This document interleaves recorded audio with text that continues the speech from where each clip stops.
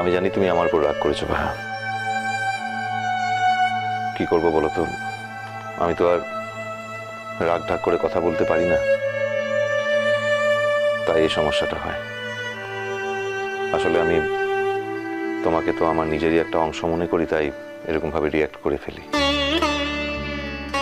আমি ভুলে যাই যে তুমি আলাদা একটা মানুষ, তোমার আলাদা একটা সত্তা আছে।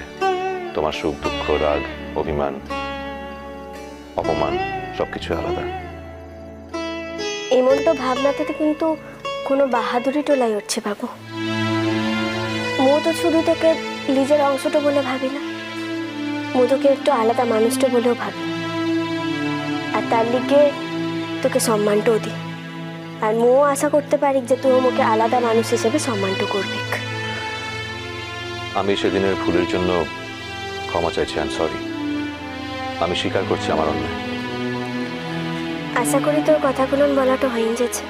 না, হয়নি।